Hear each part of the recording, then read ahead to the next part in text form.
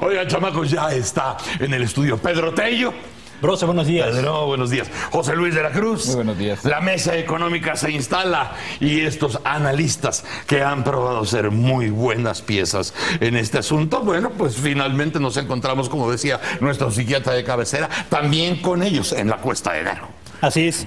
Pues mira, Broso, nos hemos ocupado en lo que arranca, en el arranque de este 2015, Sí. de la variación que ha tenido el precio del dólar, de la caída de la bolsa de valores, Sí. del colapso mismo de los precios del petróleo, pero no hemos volteado la mirada a lo que está ocasionando la Cuesta de Enero sobre las decisiones al interior de los hogares en México y el impacto sobre las decisiones que deben tomar las amas de casa para literalmente estirar el gasto y literalmente cubrir a todos los miembros del hogar en lo que a sus necesidades básicas se refiere. Y quiero llamar la atención sobre una encuesta que el Gabinete de Comunicación Estratégica aplicó a principios de este 2015 para preguntar, entre otras cosas, dos cosas que a mí me parecen muy importantes. Primero, ¿qué tanto considera usted que la Cuesta de Enero le afecte a su economía personal? 43% de los entrevistados dijo mucho y el 27.5% dijo algo, es decir, el 70% de los encuestados señaló que la Cuesta de Enero le va a impactar sobre la propia actividad económica personal y familiar. Segunda pregunta, ¿hasta cuánto dura para usted normalmente la cuesta de enero? El 24% señaló que solamente se circunscribe al mes de enero, casi el 21% dice que llega a febrero y el 16.7% señala que se extiende prácticamente hasta el mes de marzo. Sumando estos tres grupos, diríamos que 61 de cada 100 encuestados asegura que la Cuesta de Enero se extiende prácticamente a todo el primer trimestre de este 2015. Ahora, no solamente estamos hablando de un fenómeno que se presenta en cada arranque de año, el impacto que tiene el incremento generalizado en los precios de bienes y servicios de consumo generalizado, más el aumento en las tarifas públicas, más los incrementos en las viviendas, especialmente los que pagan renta, que entre otras cosas terminan por complicar la operación de los propios hogares. No solamente hablamos del impacto que durante enero mismo tiene. En el caso de 2015, la devaluación del peso y el impacto que esto va a traer sobre los bienes de consumo que se adquirirán y se van a empezar a distribuir en territorio mexicano en febrero y en el mes de marzo, va a extender prácticamente el golpe inflacionario de la Cuesta de Enero prácticamente a los primeros 3 meses de este 2015, lo que hará todavía más difícil la condición de operación cotidiana de la economía familiar y para la economía mexicana en su conjunto, un mercado interno que está constreñido por problemas de poder adquisitivo de los ingresos familiares, más encarecimiento de bienes y servicios, pues es un mercado interno que difícilmente va a ejercer un poder de arrastre sobre la actividad económica en su conjunto. Así que la Cuesta de Enero va a generar un primer trimestre del año en materia económica para el mercado interno francamente muy complicado y para las economías familiares también lleno de dificultades para la operación misma del presupuesto por parte de las amas de casa. Se están rompiendo todos los códigos o lo que creíamos nosotros que eran como reglas que podían cumplirse ad infinitum, pero se están rompiendo porque es año electoral. Y cuando ha sido año electoral, generalmente nosotros ya estábamos como acostumbrados a que se hacía correr más el dinero porque era año electoral y todos los que estaban preocupados, sobre todo en las cúpulas, es que se sintieran bien y que tuvieran una buena opinión de la administración corriente para que el partido correspondiente se la llevara más tranquila. Parece ser que ni siquiera se va a llegar a esos puntos, ¿verdad? Bueno, y justamente ahí participan dos elementos. Uno, coyuntural, sí, en donde de manera muy clara pareciera ser que las condiciones económicas, sociales y hasta políticas con las que llega el gobierno pues no son las más favorables. No. Después del segundo año normalmente se espera que los resultados empiecen a llegar para el gobierno en función. ¿Por qué? Porque ya tomó las riendas de la administración, ya hizo los ajustes pertinentes y normalmente para el tercer año lo que se espera son los primeros resultados de una gestión. En este caso, pareciera ser que no necesariamente va a ocurrir así. ¿Por qué? Porque justamente en este... parece el último, ¿no? Parece que en este inicio de año tendrá que hacer ajustes que no iban en línea con lo que estaba pensando. No. Es decir, estos anuncios de un probable recorte al gasto, lo que nos están avisando es la estrategia que habíamos seguido al principio de soltar el dinero, de para eso aplicar una reforma fiscal, endeudarnos y aprovechar los precios altos del petróleo, pues resulta que no va a poder continuar en este año, y entonces hay que echar freno a lo que se supone era la columna vertebral de cómo reactivar a la economía, que era mediante gasto público, particularmente en infraestructura. Si eso se frena, se va a vincular con otro problema estructural que al final del día le llega a las familias mexicanas. ¿Cuál es? Normalmente estamos pensando en que para que la economía funcione se debe generar empleo. Se debe generar un empleo que con eso le otorgue ingresos a las familias. Y se piensa mucho al menos en esta administración, en fomentar la pequeña y mediana empresa. ¿Cuál es el problema que nosotros enfrentamos? Si nosotros vemos la parte estadística, hace una semana se publicó el censo económico del 2014, lo que vemos es de que en el país, por ejemplo, en las pequeñas unidades económicas que dan hasta 2 empleos y en las que dan hasta de 3 a 5 empleos, cerca de, en el primer caso, del 86% de los propietarios, las familias y los trabajadores que están ahí, no necesariamente reciben una remuneración. Es decir, el propietario corre el riesgo de un negocio en donde a lo mejor no tiene el ingreso, emplea a la familia y a la familia pues no necesariamente le paga, y además usa otro tipo de trabajo al que no necesariamente le da todas las prestaciones y en ocasiones no todas las remuneraciones. Y hay estados, por ejemplo en Chiapas, en donde esas unidades económicas de 0 a 2 empleados pues representan cerca del 84% de los que están ahí no tienen ese tipo de remuneración. Entonces, ¿cómo fomentar el mercado interno cuando gente que está ocupada, ni siquiera, la gran mayoría, ni siquiera tiene un ingreso económico asegurado? En Guerrero es casi el 91%, en Michoacán el 88% y en Oaxaca el 90%. Cuando vemos el rango de unidades económicas de 3 a 5 empleados, pues las cifras oscilan alrededor del 60%.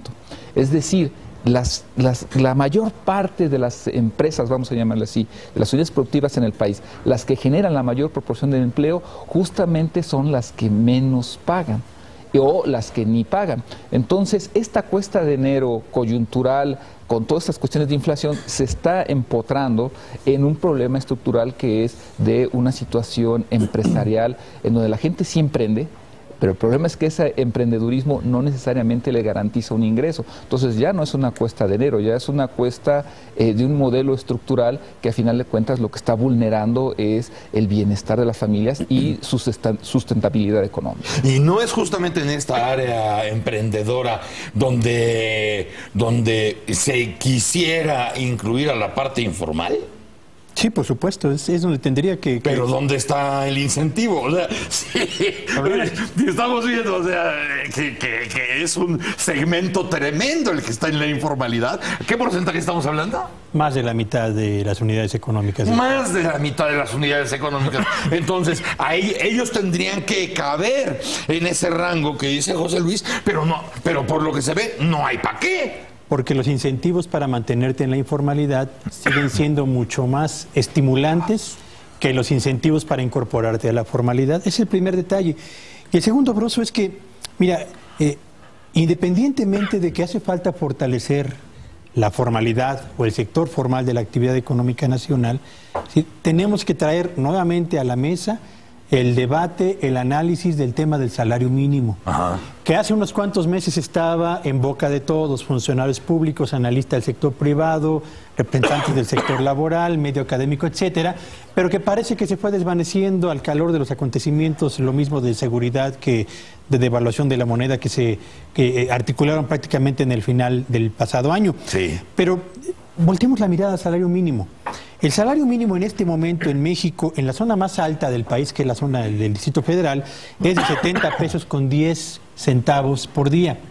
Esto significa que en relación con el nivel que tuvo el salario mínimo antes del incremento vigente, se dio un aumento de 2 pesos con 81 centavos por día para quien percibe este ingreso.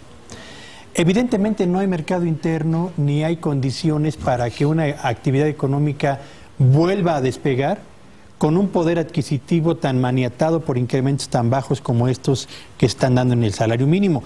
Una encuesta que permite comparar el ingreso que tiene hoy un mexicano contra lo que le cuesta la canasta alimentaria para 5 personas indica lo siguiente: para comprar los productos indispensables para una familia de 5 personas hacen falta 191 pesos por día. Una canasta alimenticia y no estoy hablando de los gastos asociados a vivienda, electricidad, a predial, etcétera, etcétera, solamente alimentos. Nada más tragar. Puros alimentos. Una canasta para una familia de 5 personas cuesta en este momento 179 pesos en un tianguis, 190 pesos en un mercado público y 209 pesos en un supermercado.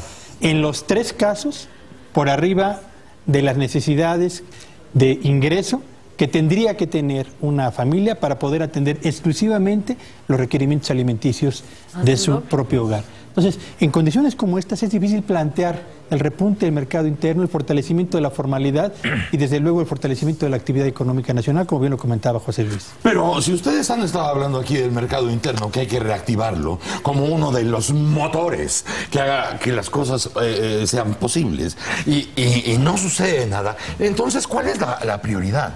¿Cuál es la verdadera preocupación de los mandones de la economía en este país? ¿Qué es lo importante? Porque hasta donde estamos viendo, los jodidos no. Bueno, un elemento podría ser lo que mencionabas, ¿no? La parte electoral, sin lugar a dudas, es un elemento que está ahí en el radar. Pero ¿no ves que ya llegamos a ese punto donde hasta la parte electoral está en veremos? Porque la gente ya se hartó. Yo creo que hay aquí un problema que enfrenta la sociedad mexicana, que enfrentamos como sociedad, y uno es ¿cuál es la definición de país que estamos haciendo? Es decir, cuando nosotros observamos que tienes 61 millones de mexicanos que viven con un ingreso inferior al que se necesita para tener acceso a los servicios básicos, es decir, más de la mitad del país está en una situación de pobreza por ingreso, vamos a llamarlo así, entonces lo que se nos ha ido del radar a la parte política, a la parte empresarial, a la propia parte académica, porque tampoco podemos dejar de fuera que esto se necesita analizar. Para generar propuestas se necesitan hacer análisis de fondo, propuestas integrales y en donde la responsabilidad también es de estos otros elementos de la sociedad. La propia parte sindical, es decir, al final del día lo que nos está mostrando es estos elevados niveles de pobreza, es de que como sociedad hemos perdido de foco que el aspecto fundamental para cualquier ser humano es comer. Es decir, si no hay alimentación, si nosotros observamos que 27 millones de mexicanos tienen problemas para alimentarse, durante la crisis del 2009 hubo una estadística que era aterradora. Básicamente se duplicó el número de niños que reportó irse a dormir con hambre.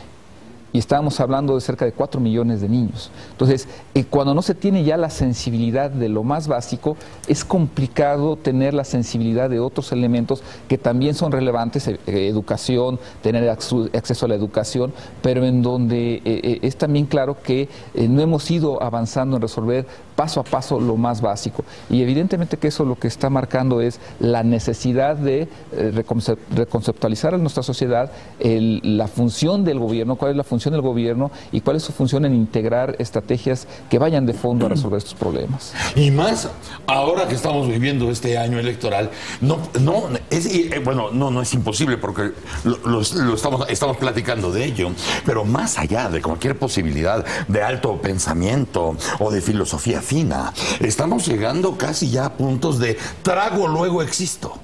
Sí, por supuesto, porque las condiciones de ingreso, la calidad del empleo, la estrechez misma de las oportunidades para la mejoría del bienestar de los hogares complican cada vez más los niveles de bienestar del individuo y de las familias en todo el territorio mexicano. Cuando una economía crece tan bajo como lo ha venido haciendo la mexicana, no por 3 o 4 años, sino por más de 25 años, Broso, y cuando al mismo tiempo el nivel de ingreso determinado por los incrementos en los salarios y el poder adquisitivo de estos en los hogares se ha venido estrechando, difícilmente hay condiciones para superar esto que comentaba José Luis, el número de mexicanos, 61 millones con ingresos por abajo de los que se requieren para tener acceso a los servicios, y cerca de 27 millones de personas con problemas de acceso a los alimentos mínimos. Difícil poder aspirar a una economía incluyente, con condiciones sociales tan prácticamente polarizadas como las que define el presidente de la sociedad mexicana hoy. ¿Y quién define esta indefensión en la que se encuentra el país? Porque habiendo un mercado interno vivo, habiendo un mercado interno sano, sí, tú dices, bueno, pues sí, lamento mucho lo que está pasando en Grecia, de veras lo lamento. Hombre, que se cayó la bolsa en China, pues carajo, pues échenle ganas, muchachos, ¿no? Que Europa pues está en depresión, bueno, pues también, de veras lo lamento mucho, pero tenemos mercado interno. O sea, podemos darnos de tragar. Mira, tener un mercado interno sólido, o sea, no hay ninguna economía desarrollada que no tenga un mercado interno sólido, porque es sinónimo de que esa economía está preocupada por el bienestar social de su población. Sí. Y es justamente lo que mencionas, la posición que tienen países como Alemania. Es decir, no desconocen la realidad económico-social que acontece en el mundo, pero ellos tienen la salvaguarda de mi población tiene empleo, tiene niveles mínimos de bienestar, educación asegurada, y entonces podemos preocuparnos de seguir buscando nuevos rumbos para que esta economía crezca. Y es algo que perdimos de vista en México y me parece que es algo que debemos retomar. Y siendo que hay parámetros para todo eso, ¿qué están esperando?